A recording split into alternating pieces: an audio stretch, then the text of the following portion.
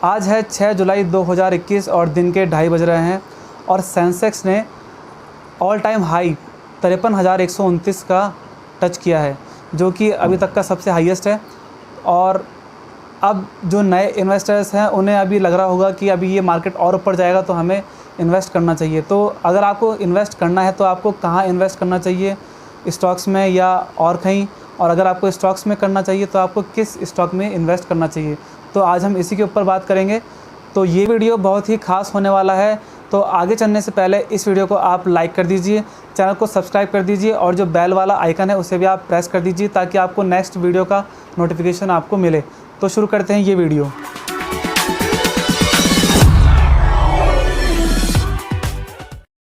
दोस्तों, मैं हूं सुमित और आपका स्वागत है फिनो स्टेशन में। और आज ये वीडियो इसलिए भी ख़ास है क्योंकि आज मैं पहली बार ऑन कैमरा आया हूं, क्योंकि हमारे 1000 सब्सक्राइबर हो चुके हैं। तो उसके लिए आपका बहुत बहुत धन्यवाद, जो आपने हमारे चैनल को बहुत इतना सराहा और इतना आपने सपोर्ट किया। तो ये वीडियो है आज मार्केट की कंडीशन पे, क्योंकि आज मार्केट 53,129 का इसने ऑल टाइम हाई टच किया है, जो कि बहुत बड़ी बात है। और ये जो नए इन्वेस्टर्स हैं उनके लिए एक अट्रैक्शन हो सकता है कि हमें इन्वेस्ट करना चाहिए, क्योंकि मार्केट अभी अप जा रहा है। तो इसका अपवर्ड ट्रेंड देखते हुए लोगों को लग रहा होगा कि अभी इन्वेस्ट करना चाहिए। लेकिन ये वीडियो है आपको बचाने के लिए कि आप एक स्टेप लेने से पहले एक बार सोच लीजिए कि क्या ये सही मौका है या नहीं है। क्योंकि मार्केट ऊपर है, लेकिन क्या आपको लगता है कि मार्केट अभी ऊपर होना चाहिए? क्योंकि जो मार्केट की अभी कंडीशंस हैं, जैसे कि बहुत जो सिटीज़ हैं वहाँ पे अभी भी लॉकडाउन है। अभी अगर हम देखें तो हमारे राजस्थान में भी, जैसा कि अभी वीकेंड कर्फ्यू होता है और जो नाइट कर्फ्यू होता है वो है। तो इसको देखते हुए क्या आपको लगता है कि अभी मार्केट इतना टॉप करना चाहिए था, इतना ऊपर जाना चाहिए था? क्योंकि आप देख सकते हैं कि मॉल्स भी अभी बंद हैं और जो हमारे ट्रेन्स हैं वो भी अभी बहुत कम कैपेसिटी पे चल रही है, बहुत कम चल रही है। और इसके अलावा जैसे थिएटर है, टूरिस्ट प्लेसेस हैं, वो सब बंद हैं। तो और भी जैसे आपको बहुत सारी चीज़ें आपको आसपास दिखेगी कि वो चीज़ें बंद हैं। तो क्या मार्केट को इतना हाई होना चाहिए था? तो कुछ लोग बोलेंगे कि हाँ, होना चाहिए था, क्योंकि अभी कंपनीज़ के जो रिज़ल्ट आ रहे हैं वो बहुत अच्छे आ रहे हैं। लेकिन इसके लिए मैं आपको बताना चाहता हूँ कि कंपनी के रिज़ल्ट तो अच्छे आ रहे हैं, लेकिन वो कैसे आ रहे हैं वो कंपनी खुद ही जानती है। क्योंकि अभी जैसा कि आप देखते हैं कि कंपनियाँ जो हैं उन्होंने अभी कॉस्ट कटिंग की है, जो अपने एम्प्लॉयज़ हैं उनको निकाला है, शॉर्टिंग करी है।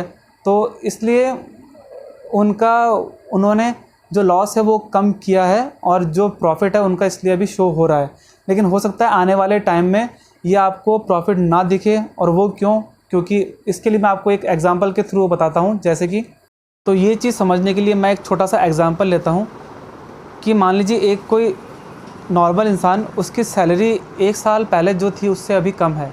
वो कम कैसे है? या तो उसकी सैलरी कट कर ली गई हो, या कुछ महीने उसकी जॉब ना हो, या उसका कोई भी शॉप या छोटा मोटा जो बिज़नेस हो वो अभी कम चल रहा हो लॉकडाउन की वजह से। तो इस वजह से उसकी जो इनकम है वो कम होगी। तो मान लीजिए एग्ज़ाम्पल के तौर पे कि उसकी जो सैलरी थी वो थी 1000, लेकिन अब उसकी सैलरी है 500 रुपये।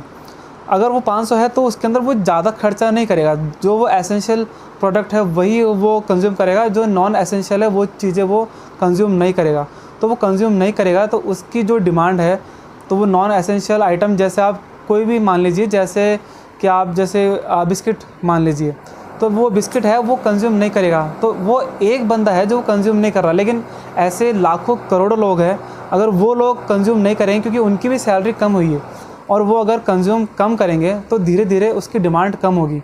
और डिमांड कम होगी तो जो कंपनीज़ है जो उसका प्रोडक्शन कर रही है उनके पास उसका स्टॉक बढ़ जाएगा, क्योंकि आगे डिमांड नहीं है तो उसका स्टॉक बढ़ जाएगा। और उसका स्टॉक बढ़ जाएगा तो वो आगे जो उसका मैन्युफैक्चरिंग है, प्रोडक्शन है, वो उसे रोक देगी। अगर वो प्रोडक्शन रोकती है तो जो एम्प्लॉयज़ है वो उसके काम के नहीं है, तो वो एम्प्लॉयज़ को भी जो छटनी करेगी या उनकी सैलरी कट करेगी या छटनी करेगी, उसके काम का नहीं तो उनको छांट देगी, हटा देगी कुछ टाइम के लिए। लेकिन उसका जो स्टॉक पड़ा हुआ है उसकी भी एक्सपायरी डेट होती है, तो इसलिए वो उसे निकालना चाहेगी जल्दी से जल्दी। तो इसलिए वो उससे या तो कम रेट में उसको निकालेगी, और अगर उसकी डिमांड बढ़ती है तो ठीक है, वरना उसे वो कम रेट में निकालना पड़ेगा। तो ऐसे करके उसका जो प्रॉफिट है वो कम होगा और उसका लॉस बढ़ेगा। तो पहला रीज़न ये था कि हमारा जो अभी मार्केट बढ़ रहा है, तो उसका रीज़न ये था कि लोग एक्साइटेड हो रहे हैं जो कंपनी के रिज़ल्ट आ रहे हैं कि वो प्रॉफिट में है वो देख के। लेकिन आपको मैंने बताया कि कंपनी जो है अभी कॉस्ट कटिंग कर रही है, मैन्युफैक्चरिंग रोक दी है, या फिर जो एम्प्लॉयज़ की छटनी कर दी है, या और भी तरीके से वो अपनी कॉस्ट कटिंग कर रही है, तो इसलिए उनका प्रॉफिट दिख रहा है। लेकिन अगर आप अपने आसपास देखें कि आपके आसपास जो हैं बहुत कम चीज़ें हैं जो अभी ओपन हैं, बहुत सारे अभी देखिए जैसे मॉल, ट्रेन और बसें भी बंद थी, अभी कुछ टाइम पहले स्टार्ट हुई है, वो भी कम चल रही है। टूरिज़्म से रिलेटेड जो भी बिज़नेस है वो भी अभी बहुत कम है, अभी स्टार्ट हुई हैं।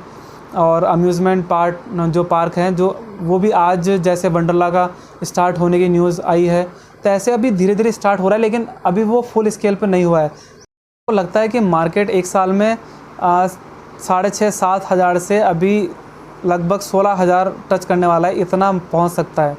तो कहीं ना कहीं आपको थोड़ा सचेत रहने की ज़रूरत है इसमें, क्योंकि जो नए इन्वेस्टर्स हैं वो अभी एक साल के अंदर बहुत आए हैं और उन्होंने अभी तक सिर्फ जो अपवर्ड का ट्रेंड है वही देखा है, तो उन्हें लगता है कि मार्केट अभी ऊपर जाएगा और उन्हें नीचे गिरने का कोई अभी एक्सपीरियंस नहीं है कि कितना नीचे जा सकता है या कितना है।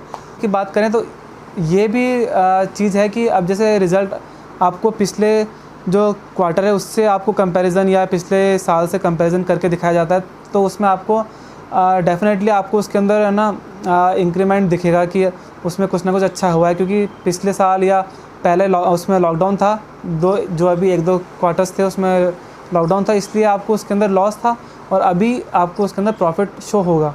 तो ये आपको सिर्फ वो देखने का नज़रिया है कि आपको उसके अंदर प्रॉफिट दिख रहा है। और अब जैसे जीडीपी है वो अभी नेगेटिव में थी, है ना, लेकिन अभी आपको दिख रहा है कि उसके अंदर 8-9%, 10% तक की उसमें ग्रोथ दिखाई दे रही है। लेकिन अभी इंडिया की जीडीपी को भी अभी कम कर दिया गया है, जो एनालिसिस्ट होते हैं उन्होंने, तो वो भी अब कम कर दिए। तो इसलिए आपको इतना ज़्यादा एक्साइटेड होने की ज़रूरत नहीं है कि मार्केट बहुत ही ऊपर जाएगा, क्योंकि इतना ऊपर चल गया तो मुझे नहीं लगता कि ज़्यादा ऊपर जाना चाहिए। थोड़ा आप हो सकता है कि चल भी जाए, लेकिन आपको थोड़ा उसके अंदर थोड़ा डर भी आपके अंदर होना चाहिए कि थोड़ा संभल के चलिए। और अगर आपको इन्वेस्ट करना है तो आपको कहाँ करना चाहिए, तो मैं ये मानता हूँ कि अभी आपको इक्विटी के अंदर अभी इन्वेस्ट नहीं करना चाहिए। क्योंकि अभी बहुत लोग मेरे से पूछते रहते हैं कि कोई स्टॉक बताओ इन्वेस्ट करने के लिए, तो अभी शॉर्ट टर्म के लिए, शॉर्ट टर्म मान लीजिए कि कुछ हफ्ते ही, है ना, कुछ हफ्ते या महीने मान लीजिए कि इसी तक वो सीमित है, और उसके बाद जिस दिन भी गिरेगा तो आपको संभलने का मौका नहीं मिलेगा। तो इसलिए मैं आपको पहले से बता रहा हूँ कि अभी से आप या तो अमाउंट थोड़ा निकालते रहिए, और अगर आप इन्वेस्ट करते हैं तो कम कीजिए, और आपको रिस्क को देखते हुए करना चाहिए कि आप उसको, अगर वो लॉस में जाता है तो आप उसके लिए तैयार रहें। तो इसलिए आपको जो थोड़ा बहुत आपको मान लीजिए कि थोड़ा डाउन जा सकता है मार्केट, तो उसके लिए आप तैयार रहिए। और अगर आपको इन्वेस्ट करना है तो थोड़ा वेट कीजिए, और अगर आपको स्टॉक में अगर आपको इन्वेस्ट करना है तो आप थोड़ा वेट कीजिए, और उसके बाद में और जब वो 10-20% नीचे हो मार्केट, तब आप उसके अंदर इन्वेस्ट कीजिए। और अगर आपको स्टॉक के अलावा आप इन्वेस्ट करना चाहते हैं तो आप डेब्ट के अंदर कीजिए। आपको उसके अंदर आपको कोई रिस्क नहीं है, आप डेब्ट के अंदर इन्वेस्ट कर सकते हैं। और अगर आपको और में इन्वेस्ट करना, जैसे आप जो गोल्ड बॉन्ड है उसके अंदर कर सकते हैं, या जो अभी IPOs आ रहे हैं वो भी बहुत अच्छे आ रहे हैं, और IPOs बहुत अच्छा चल रहे हैं। क्योंकि अभी स्टॉक्स में मैंने कहा कि इन्वेस्टमेंट करने का नहीं है, तो इसलिए आप IPO में करिए, और IPO अच्छे खासे हिट भी हो रहे हैं। अगर आपको फिर भी आप चाहते हैं, कुछ लोग ऐसे हैं कि उन्हें स्टॉक में करना है, तो उसके लिए मैं आपको ये सजेस्ट करूँगा कि आप देखिए आपके आसपास क्या चीज़ है जिसके ऊपर लॉकडाउन का असर नहीं हुआ है, और या फिर जो अभी लॉकडाउन के टाइम पे जिनका यूज़ ज़्यादा हो रहा है।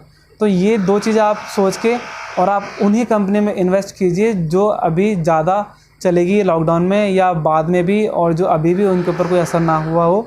तो ऐसी जो भी आपको स्टॉक दिखते हैं उनके ऊपर आप ज़रूर इन्वेस्ट आप कर सकते हैं। जैसा कि मैं आपको कुछ एग्जांपल आपको बताता हूँ, जैसे आप जो FMCG सेक्टर हैं वो आप लीजिए। क्योंकि FMCG का ये है कि वो एमरजेंसी के टाइम पे वो ज़्यादा यूज़ में आते हैं, लोग उसका स्टॉक करके रखते हैं। जैसे कि आपने देखा होगा कि लॉकडाउन के टाइम पे लोगों ने अपने घर में जो अपना जो जनरल स्टोर का सामान होता है, कि जो किराना का सामान होता है, वो लोगों ने स्टॉक करके रख लिया था। जैसे कि चीनी, दाल, ये सब जो चीज़ें ख़राब नहीं होती, वो साबुन, शैम्पू, सब चीज़ें वो घर में स्टॉक करके रख लिया। तो उनकी डिमांड बढ़ गई और उनकी शॉर्टेज भी हो गई। तो ये था, और तो इस चक्कर में जो छोटी छोटी कंपनियाँ थी वो भी उभर के आई थी, तो इससे उनको भी थोड़ा बहुत फ़ायदा हुआ था।